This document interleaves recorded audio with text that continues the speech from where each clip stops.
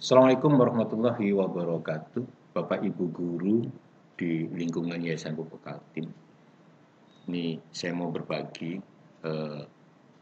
siapa tahu ada yang masih kebingungan bagaimanakah menguraikan capaian pembelajaran menjadi lingkup materi, kemudian menjadi tujuan pembelajaran, kemudian menyusun alur tujuan pembelajarannya. Oke, Bapak Ibu, tidak berlama-lama, semoga gambaran yang saya berikan tidak berbeda dengan informasi-informasi yang selama ini Bapak Ibu lihat atau dengar dari pelatihan-pelatihan tentang kurikulum Merdeka. Bapak Ibu, guru di Yayasan Pupuk Kaltim yang saya hormati, yang berbahagia, kalau menurut saya cara mudah mengurai capaian pembelajaran CP ke dalam lingkup materi itu adalah melihat pokok-pokok pikiran yang ada di CP itu sendiri. Misal begini, saya ambil ini adalah pelajaran matematika untuk fase E, yaitu kelas 10, untuk elemen aljabar dan fungsi. CP-nya berbunyi begini. Jadi, peserta didik dapat menyelesaikan masalah yang berkaitan dengan sistem persamaan linear 3 variabel. Nah, ini sudah poin nih Bapak Ibu. Ini poin ini. Kemudian sistem pertidaksamaan linear 2 variabel. Poin kedua. Mereka dapat menyelesaikan masalah yang berkaitan dengan persamaan kuadrat. Poin ketiga. Fungsi kuadrat. Poin keempat.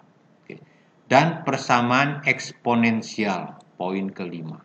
Kemudian fungsi eksponensial, berarti poin keenam. Maka kalau saya tuliskan satu persatu di sini, berarti lingkup materinya gitu ya, akan terdiri dari satu sistem persamaan linear 3 variabel. Saya copy Bapak Ibu. Oke. Kemudian lingkup materi yang kedua adalah sistem pertidaksamaan linear 2 variabel. Saya copy Bapak Ibu. Kemudian lingkup materi yang ketiga adalah mereka dapat menyelesaikan masalah yang berkaitan dengan persamaan kuadrat. Persamaan kuadrat dulu Bapak Ibu. Persamaan kuadrat. Oke, persamaan kuadrat.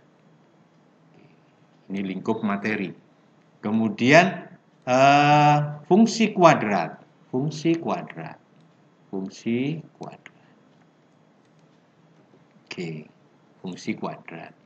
Kemudian persamaan eksponensial. Persamaan eksponensial. Kemudian yang keenam adalah fungsi eksponensial.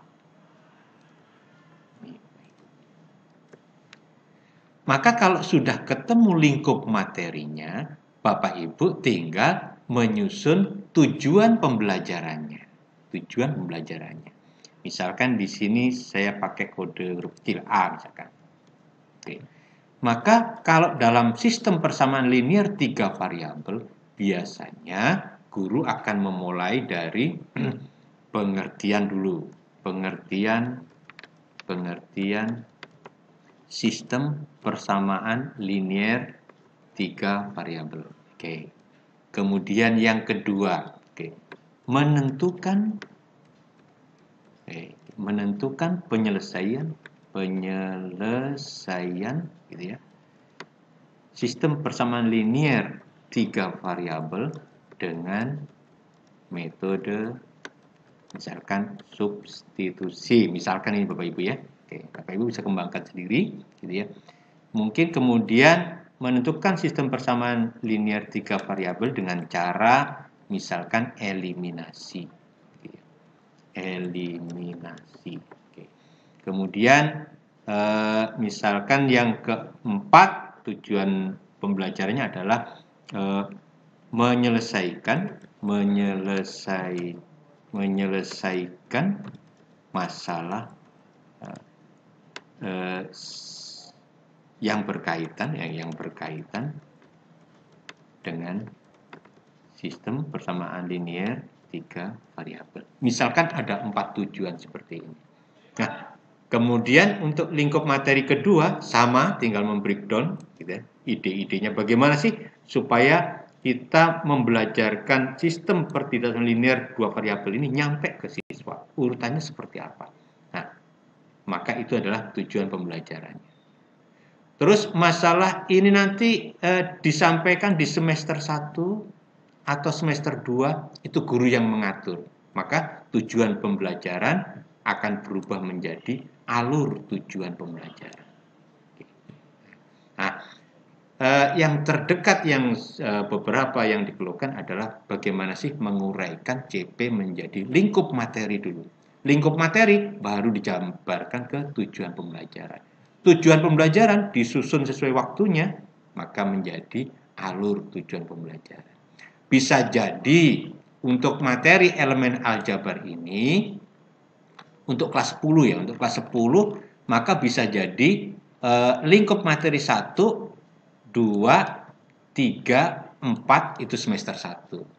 Eksponensial dan fungsi eksponensial di semester 2. Digabung dengan lingkup materi dari elemen-elemen yang lain. Nah, itu adalah cara sederhana untuk membreakdown CP menjadi lingkup materi menjadi tujuan pembelajaran. Oke, Bapak Ibu, guru YPK yang berbahagia, saya contohkan kalau di aplikasi Sipena Kurikulum Merdeka. Misalkan nih, ada sebuah CP seperti ini misalkan. Mohon koreksi nanti apabila berbeda, tetapi kurang lebih intinya sama. Coba kita baca dulu. Peserta didik memahami definisi Al-Quran dan hadis Nabi dan posisinya sebagai sumber ajaran agama Islam. 1 poin. Gitu ya. Kemudian, peserta didik juga memahami pentingnya pelestarian alam dan lingkungan. Oke. Poin kedua. Poin ketiga, peserta didik juga mampu menjelaskan pemahamannya tentang sikap moderat dalam beragama. Oke. Poin ketiga. Poin keempatnya, peserta didik juga memahami tingginya semangat keilmuan beberapa intelektual besar Islam. Poin keempat. Maka mestinya menurut saya CP seperti ini, lingkup materinya mestinya dijabarkan, gitu ya, dijabarkan menjadi kurang lebih tadi saya taruh materinya di sini, gitu ya, ntar saya jabarkan, gitu ya. Ini penjabarannya di sini tadi saya taruh CP-nya. Nah ini lingkup materinya berarti yang pertama. Yang pertama adalah kita beri judul Al-Quran dan hadis Nabi sumber ajaran agama Islam. Nah gitu ya, misalkan gitu. Nah, kita tampil gitu misalkan. Ini urutan yang pertama. Nanti kita sampaikan yang pertama misalkan Al-Quran, gitu ya. Ini urutan yang pertama. Lingkup materinya adalah Al-Quran dan hadis sebagai sumber hukum. Nah, misalkan begini judulnya gitu ya. Nah, terus peserta didik juga memahami pentingnya pelestarian alam dan lingkungan. Nah, maka ini bisa dijadikan lingkup materi. Pelestarian alam dan lingkungan gitu ya. Oke. Maka ini juga sebagai lingkup materi. Pelestarian alam dan lingkungan. Ini akan disampaikan yang kedua urutannya. Misalkan ya.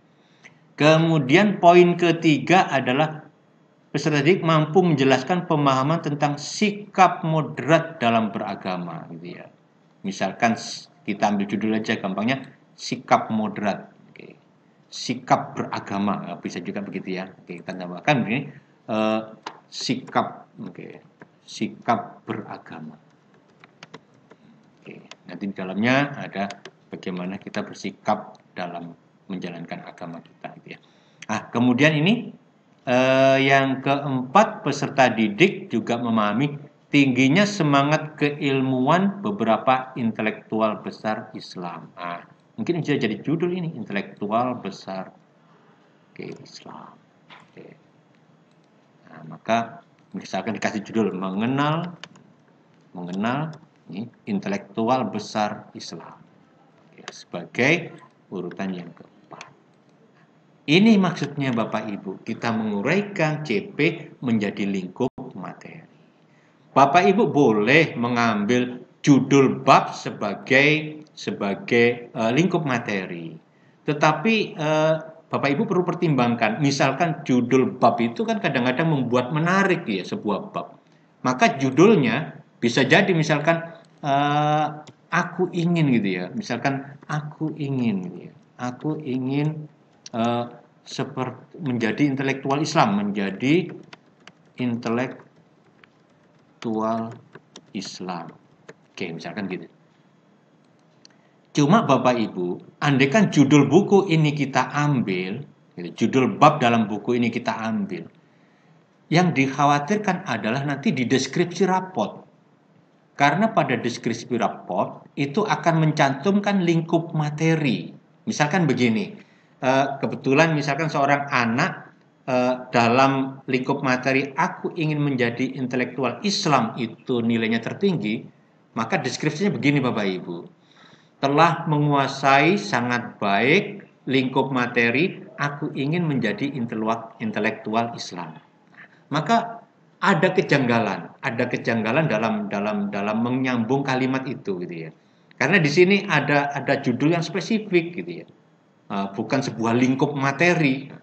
Maka hendaknya membuat lingkup materi yang memungkinkan deskripsi dalam rapot nantinya itu enak dibaca dan lebih proporsional dalam penggabungannya. Mestinya supaya enak, mestinya gini, peserta didik telah menguasai dengan sangat baik lingkup materi intelektual besar dalam Islam. Nah, gitu. Maka mestinya ini disingkat begini saja, intelektual Islam, intelektual besar dalam Islam. Nah, ini lingkup materi Bapak Ibu. Jadi nanti akan dibuat deskripsi, insya Allah deskripsinya tidak canggung untuk dibaca orang. Oke. Maka mohon berhati-hati untuk menuliskan lingkup materi dalam aplikasi yang baru kita luncurkan ini ya. Oke, terima kasih Bapak Ibu, sekedar sharing, sekedar berbagi. Semoga tidak menyimpang dari apa yang ilmu yang telah Bapak Ibu serap dari berbagai sumber tentang kurikulum merdeka. Semoga ada manfaatnya. Assalamualaikum warahmatullahi wabarakatuh.